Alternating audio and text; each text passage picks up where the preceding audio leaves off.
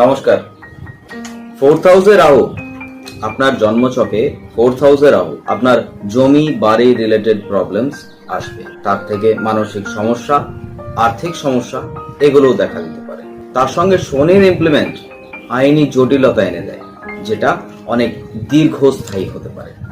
তার উপর যদি কোনো শুভ গ্রহ যেমন বৃহস্পতি, শুক্র অথবা লগ্ন সাপেক্ষে কোনো শুভ গ্রহের দৃষ্টি বা অবস্থান যদি 4th হাউসে রাহুর সাথে না সংযোজন সৃষ্টি করে, তাহলে এই সমস্যা বহু দীর্ঘস্থায়ী হতে পারে।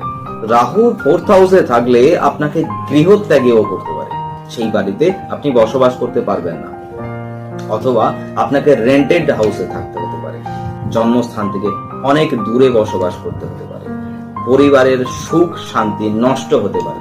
মায়ের শরীর নিয়ে বিশেষ চিন্তার জায়গা এখানে আসবে। জ্যোতিষশাস্ত্র মতে প্রতিকার প্রতিবিধান সম্ভব, কিন্তু তার জন্য আপনার জন্ম কুণ্ডলীর সাপেক্ষে আপনার লগ্নের বিচার এটা বিশেষ জরুরি। তার সাথে আপনার বাস্তুর কনসেপ্ট এটিকেও একবার দেখতে হবে।